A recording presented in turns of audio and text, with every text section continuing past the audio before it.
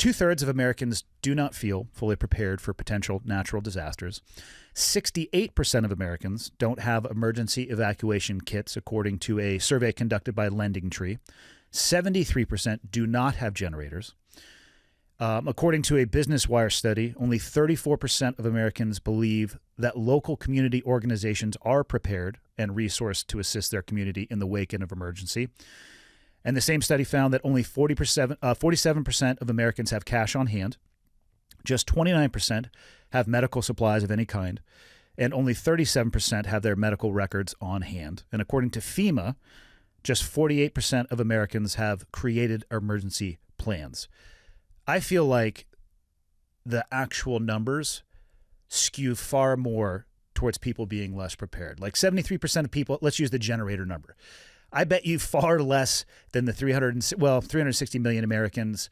Many of those are underage, but let's talk about the adults. I bet you far less than 73% have generators, let alone service the generator on a regular interval and actually make sure that the thing works. I mean, there's a difference between having a generator and having a generator full of fuel that hasn't been changed in 2 years that won't turn over if you pull the crank.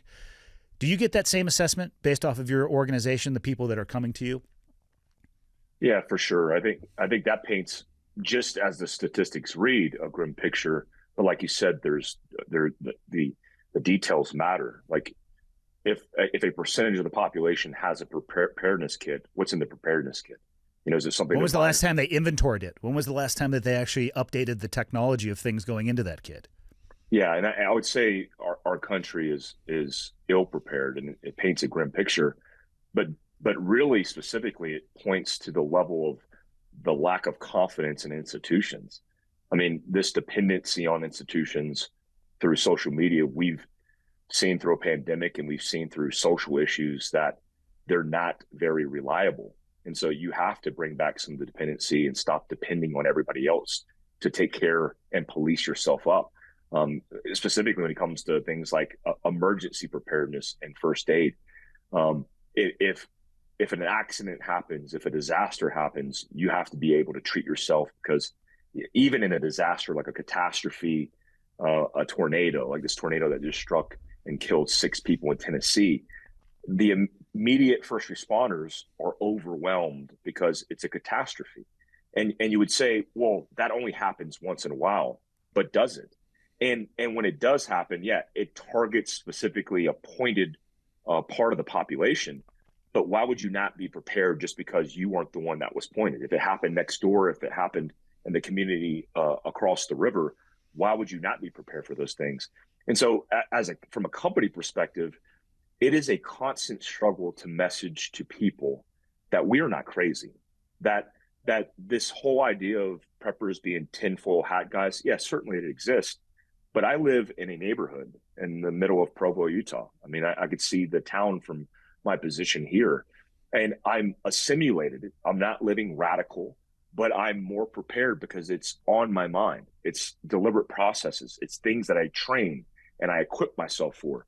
So trying to say that is difficult because of all the stigmas and stereotypes associated with preppers. But it's something that we've accepted the challenge for, and we've bridged a lot of gaps. I mean, Andy, to give you an example, for example, on first aid, tourniquets. When I started talking about tourniquets a decade ago, I was attacked by the medical industry in space, even people that I knew that were 18 Deltas, SF medics, because they were saying, why would you teach somebody how to do that? Like they should be taking TCCC, Tactical Combat Casualty Care, or getting their EMT or paramedic certification. And I said, listen, guys, like all this information is now available. If you could build together a hybrid Tesla in your garage from a YouTube video, why would I not educate somebody to apply a tourniquet, which is a piece of material to stop the bleed? Because it only takes a few minutes to do that. And it's not special. It's not classified. Yeah. And it's pertinent information for civilians. And so over the past decade, I would say about 7-8 years ago, nobody was selling tourniquets to civilians. It was exclusively a military line item, and it had an NSN associated with it. Now we are selling those, and I would say, based on the statistics that I've read, we sell more tourniquets to civilians than any other company in the country, and that's a good sign and indication that people are paying attention and realizing it's relevant for them. You know, it's interesting you bring up preppers, which I often think, and you know, I've had this conversation. How do you explain preparation? Because first you have to kind of like breach the door and get through the tinfoil hat, like Red Dawn, Soviets are coming. I sleep in my buried school bus that has an air filter, and I have water for 6 hours. You know, it's not, some of the negative associations with that. What are some other common misconceptions that you have, or stereotypes that you've encountered around the preparation space? Not the prepper space, but the preparation space. One of them is, to be most prepared, you have to be isolated and typically underground. I once did a post which I got highly suppressed on social media because of that. I actually lost my account because of it. Because I showed a picture of an underground bunker, and I said I could kill you with a garden hose. And what I was saying was, you know, I could literally just put a garden hose in that underground bunker and wash you out. Underground bunkers come from a very Cold War specific time in our history. But an underground bunker is not going to prevent you from potentially dealing with the issues that would come to your front door or your underground door. Like, for example, people exploiting your potential weakness. We know in civil unrest, we know in riots, we know when things hit the fan, people come out of the woodwork and they do evil things, and they try to exploit your weakness. And that is a very that is very much so aligned with the idea that isolation is what's going to save you in the worst case scenario. If you're isolated, you don't have additional resources and assets, and you need a network of assets to be able to survive, because you can't pull security, grow the food, take care of your family, and do all the things at the same time.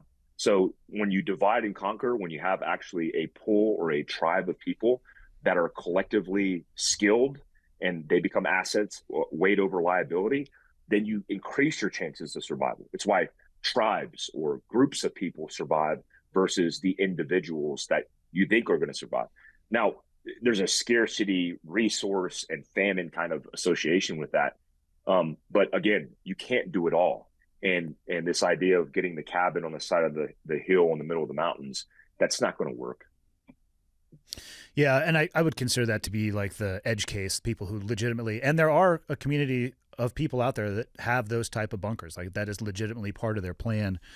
So like I said, I'll call that an edge case. Coming back to the other side, from a preparedness mindset, give me your top 3 or 5 or whatever sticks out in the top of your head, items, tools, technology that you think that people should start with when it comes to just general preparedness, like everyday life, not people who own bunkers. Yeah, that's a good question, because it's the tangible component of this, which is important. Philosophically, preparedness is talked about a lot, but nobody's really talking about how I do it. The first thing I would say is have a conversation with the people that you love and navigate what your priorities are. You know, a person's priority in a neighborhood in Provo, Utah is very different than a person's priorities in Key West, Florida, or Kalispell, Montana. The environmental conditions and factors weigh heavily in how you're preparing, and also your priorities in life. I mean, a lot of people weigh, for example, tactical training over physical fitness. It's not the way you do it. I mean, it's one of the reasons why we started doing jiu-jitsu, is because as a foundation, me and you grew up in a combatives world where part of your common core skill sets were physical training, including combatives, and you had to be prepared at the base level before you started advancing to tools like the M4, the sniper rifle, etc. So having the conversation will identify weakness most importantly. Because if you say to your spouse, hey, honey, we don't have a fire plan, where do we go from here? It's like, oh, well, we got a lot of gaps to fill. Like, we need to be prepared for the oil fire in the kitchen, the house fire upstairs. Secondly, I would say most people don't think about first aid, and they should. Statistically, you're more likely to be in a vehicle accident and potentially be injured than nearly anything else besides cardiovascular disease or fentanyl overdose.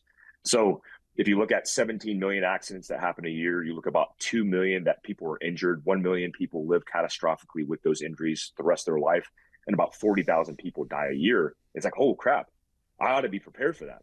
But not just prepared for myself because those statistics are high, if you weigh just your common interactions with your exposure to the miles you put on the highway, you're going to come across people who are potentially injured, and you need to be prepared as a responsible citizen. So first aid, especially stopping the bleed, is a priority. I would also say in waist security, but not just the EDC pistol in the waistband. I mean, we default to that. I certainly carry. I got a 365 X macro in my waistband now. It's something that is part of my everyday routine. But I also mean mitigating the potential risk to you and your family smartly, like with technology. My entire house is rigged with technology that allows me to see it coming.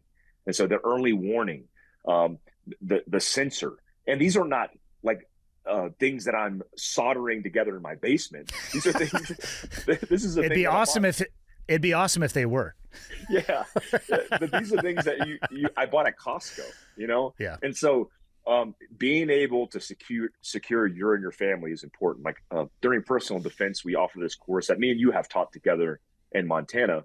When we teach that course, you know, we do a scenario where it's like you're at a gas station at 2 a.m. You know how to reduce that risk? Don't be at a gas station at 2 a.m. And so that's very important tangibly to approach all the things that you do in your life, including personal security, including training. And lastly, I know there's a lot more to this, but lastly, I would say pay attention. Situational awareness. Those statistics I gave in accidents are mostly associated with distraction and driving, but mostly associated with your cell phone. It could be eating a meal out of your lap, putting your makeup on in the mirror. But distractions are typically what hurts us the most in our environment. So pay attention, put the cell phone down, and maintain situational awareness. Situational awareness is a very deliberate protocol, but it's not complex. It's not a military protocol. It's just simply paying attention to your environment and what's taking place.